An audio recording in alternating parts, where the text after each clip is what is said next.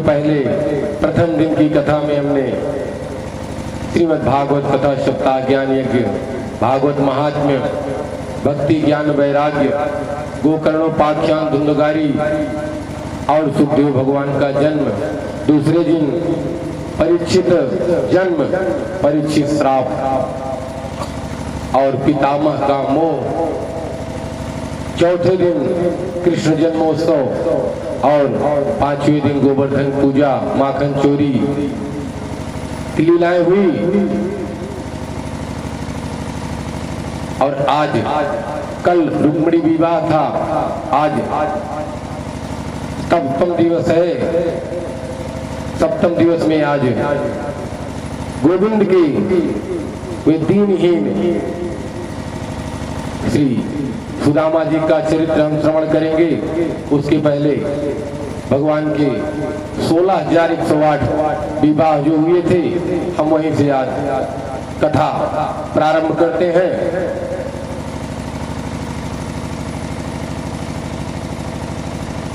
भगवान के 16,108 विवाह जो हुए थे, 8 विवाह तो अलग अलग हुए थे, 8 विवाह अलग अलग हुए थे और 16,000 विवाह, 16,000 विवाह जो उनका हुआ था प्राग्ज्योतिषपुर जो राजधानी थी, मुर नामक जो दैत्य था, उसके आक्रमण से अगल बगल के जितने भी राज्य थे वे परेशान थे। उनको पराजित करके वहां की जो कन्याएं होती थी उसको लाके बंद कर देता था। मुर नामक जो दैत्य था, बहुत बड़ा अत्याचार था। तो इंद्र भगवान ने गोविंद के पास जाके कहा कि प्रभु, जो 16,000 कन्याओं को बंद किया है, ये मुर नामक दैत्य, इनका उद्धार करो। तो भगवान कहते हैं कि कल्याण करने का समय होता है, अब उनका समय हो गया है, सो कल्याण होगा। सत्यभामा को लेके गोविंद आज प्राग्ज्योतिषपुर पहुंचे, जहां मुर नामक दैत्य जो था उसके 5 मुख थे। और जैसे ही गोविंद गरुड़ारूढ़ होकर के वहां पहुंचे सत्यभामा को लेकर के, तुरंत वह दैत्य आक्रमण कर दिया। तुरंत युद्ध प्रारंभ हुआ और अंत में क्या हुआ, भगवान ने उसके जितने भी सर थे काट दिए। मुर नामक दैत्य को मारने के बाद गोविंद का नाम मुरारी पड़ गया। अब उन 16,000 कन्याओं का जब उस दैत्य को मार दिए गोविंद, उसके बाद जो अंदर कुछ रानियां थी किसी राज्य की, कुछ कन्याएं थी, तो 16,000 जिनकी संख्या 16,000 थी, तो गोविंद उनको छुड़ाते हैं। वो जो कन्याएं थी सब रोने लगती हैं गोविंद के चरण पकड़ के कि प्रभु, जिसके घर की बेटियां अगर एक दिन के लिए बाहर चली जाती हैं तो घर वाले कहते हैं कहाँ गई थी, तरह तरह की बातें करते हैं, और हम तो न जाने कब से बंद हैं, और हमारे घर वाले हमको कैसे अपने घर में रखेंगे। अब गोविंद से वह कन्याएं विलाप करती हैं, रोती हैं। गोविंद कहते हैं कि घबराओ नहीं, जिसका कोई नहीं उसका मैं हूं। तो गोविंद एक साथ 16,000 विवाह किए, उनका पाणी ग्रहण किए और उनको लेके आए। 16,000 विवाह हुआ। और सत्राजित नामक एक राजा था। अब 8 विवाह जो हुए थे हम उनकी बात करते हैं। सत्राजित नामक एक राजा था, उसके पास समयंतक मणि थी, चमचमाती हुई मणि, और जो कि प्रत्येक दिन 8 बार सोना देती थी। प्रत्येक दिन उस मणि से 8 बार सोना निकलता था।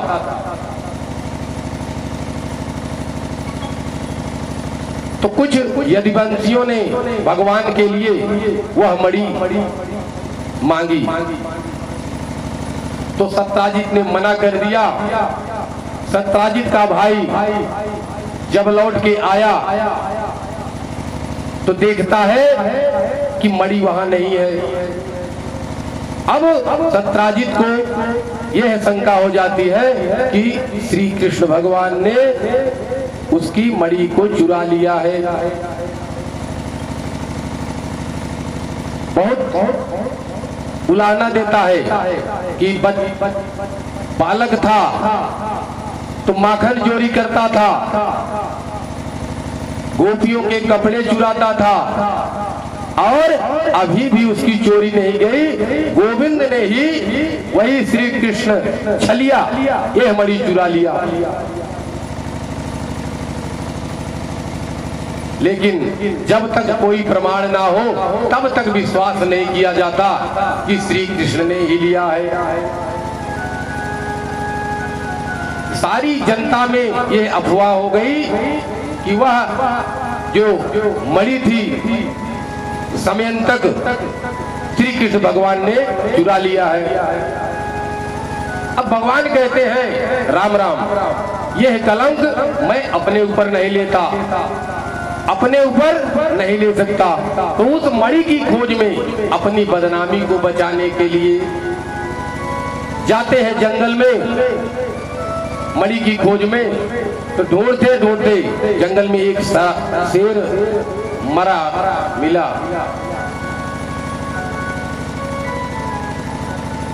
और वहीं सत्राजित का भाई प्रसिद्ध सेन भी था, वह भी वहीं मरा पड़ा था। तो पद चिन्हों के आधार पर, शेर के पंजों के आधार पर वह जामवंत की गुफा में पहुंच गए। जामवंत की गुफा में पहुंच गए तो जामवंती वह मणि लेकर खेल रही थी। अब गोविंद आश्वस्त हो गए कि मणि, ये समय तक मणि तो मिल गई। आश्वस्त हो जाते हैं और गुफा में पहुंचते हैं तो देखते ही जामवंती को क्रोध आ जाता है और 2 मुक्का भगवान के ऊपर मारा और मुक्केबाजी प्रारंभ हो गई। 27 दिन तक यह युद्ध चला। 27 दिनों तक यह युद्ध चला। 28वें दिन भगवान ने जामवंती को उठाकर पटक दिया और उसके जितने अंग थे सब ढीले पड़ गए। अब जामवंत जी बोले, मैं समझ गया आप साक्षात नारायण हैं, मुझसे गलती हो गई, मैं पहचान गया कि आप राम जी या श्याम जी हैं। बड़ा भारी द्वंद हुआ और जामवंत की नस नस ढीली कर दी। तो हाथ जोड़ के जामवंत जी अब खड़े हैं कि मैं आपकी क्या सेवा कर सकता हूं। भगवान ने कहा वो मणि हमें चाहिए। और जामवंत जी कह रहे हैं कि प्रभु ये मणि हमने शेर से लड़कर प्राप्त की है, शेर से लड़कर प्राप्त की है और अपनी बेटी को दान कर दिया है। जामवंत जी कहते हैं कि यह मणि हमने शेर से लड़कर प्राप्त की है और अपनी पुत्री को दान कर दिया है। अब बेटी को दान किया हुआ धन मैं कैसे ले सकता हूं और आपको कैसे लौटा दूं?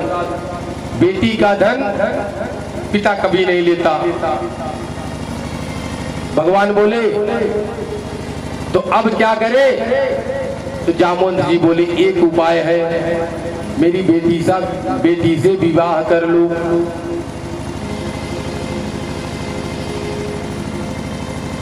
गोविंद ने जामवंती से विवाह कर लिया और वह मणि ले ली।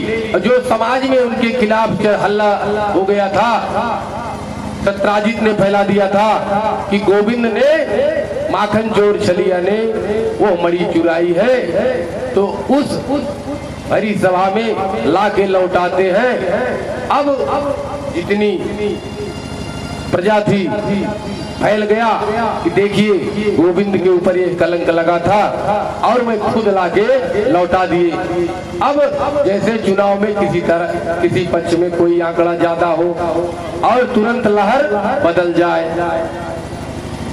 अंतोगत्वा सत्राजित बहुत लज्जित हुआ और प्रभु से बोला, महाराज आप तो अब तो एक ही उपाय है। सत्राजित से कह रहे, सत्राजित भगवान से कह रहा है कि एक ही उपाय है और मेरी बेटी सत्यभामा से विवाह कर लो। जब वह मणि लौटा दिया सत्राजित को तो सत्राजित लज्जित हुआ और गोविंद से कहा कि अब आप मेरी बेटी से विवाह कर लो सत्यभामा, नहीं तो मेरी बदनामी होगी समाज में। भगवान बोले जैसे आपकी इच्छा। तो सत्यभामा से विवाह कर लेते हैं। जामवंती से हो गया और सत्यभामा से हो गया ये दूसरा विवाह। अब तीसरा विवाह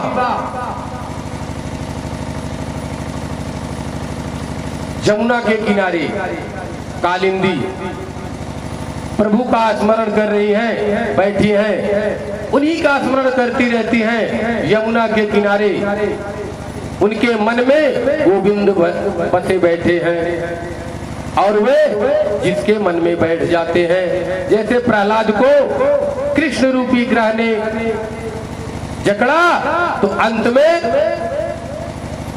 हिरण्यकश्यप का गोविंदाय नमो नमः हो गया। उसी तरह से आज कालिंदी को भी कृष्ण रूपी ग्रह लग गया है। और अर्जुन को लेकर के जब भगवान जाते हैं यमुना के तट पर तपस्या करते देखते हैं कालिंदी को, तो पूछते हैं ये कौन है? तो अर्जुन से कालिंदी कहती है मैं कालिंदी हूँ और श्री कृष्ण भगवान को मैंने मन ही मन वर्ण कर लिया है और उन्हें पति के रूप में मैं पाना चाहती हूँ। तुरंत अर्जुन तो गोविंद के पक्के जेला से तुरंत गए और बताए गोविंद से और लाके उनका भी पाड़ी ग्रहण करवा दिया। ये हुआ प्रभु का चौथा विवाह।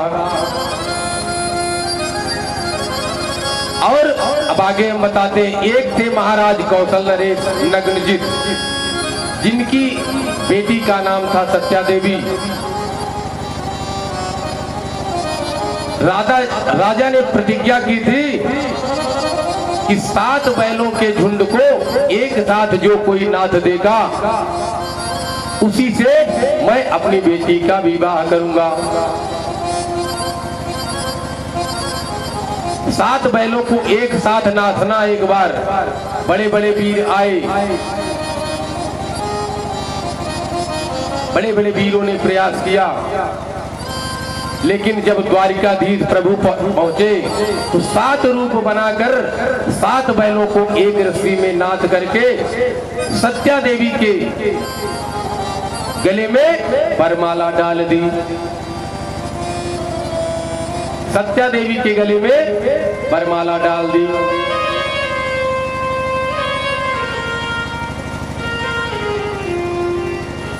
अब आगे वसुदेव जी की एक छोटी सी बहन थी। वसुदेव की एक छोटी सी बहन थी जिसका नाम था श्रुतकीर्ति। भगवान की बुआ लगती थी।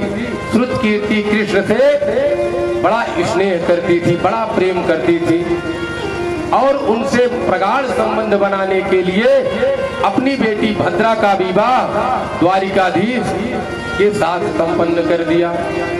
ये हुआ प्रभु का 7वां विवाह। कुछ लोगों में बड़ा विस्मय हुआ, यह कैसे संपन्न हो गया, क्योंकि भद्रा प्रभु की बुआ की लड़की है, परंतु प्रभु की बुआ कुंती जिनके लड़के हैं अर्जुन, और प्रभु ने अपनी बहन सुभद्रा का विवाह जब अर्जुन से कर दिया तो यह विवाह कैसे नहीं हो सकता।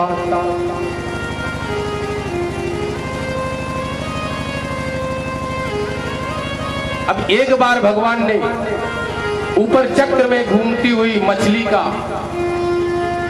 प्रतिबिंब नीचे देखना था और उसे निशाना लगाना था। जो निशाना लगा देता उसी से विवाह होता। मछली, घूमती हुई मछली में नीचे प्रतिबिंब देख के निशाना लगाना था। एक बार में ही लक्ष्य भेद करके मध्य देश के राजा की कन्या लक्ष्मणा का पाणी ग्रहण किया और भगवान का ये 8वां विवाह संपन्न हुआ। बोल श्री द्वारिकाधीश की। इस प्रकार भगवान के 16,108 विवाह संपन्न हुए। 16,108 विवाह कल हमने श्रवण किया था। महाराज और गोविंद की गोपियों के साथ जितनी भी लीलाएं हैं,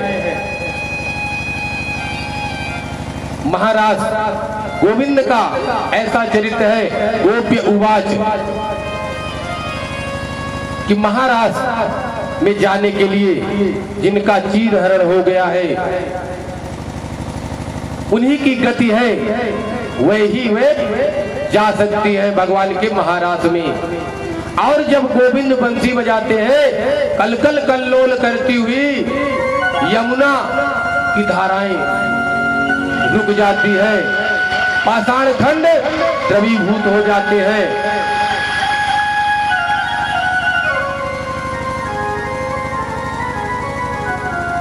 उन गोविंद ने 16,108 विवाह किया। आगे चलते यही कथा है, आज की कथा में हम श्रवण करेंगे कि भगवान यदुवंशियों की इतनी संख्या हो जाती है कि भगवान को खुद ही ऐसा उपाय करना पड़ता है, ऐसा बीज डालना पड़ता है कि उनका धरती पर ज्यादा भार हो जाता है। गोविंद समझ गए थे। आज सुदामा चरित्र की पावन कथा हम श्रवण करेंगे। 16,108 विवाह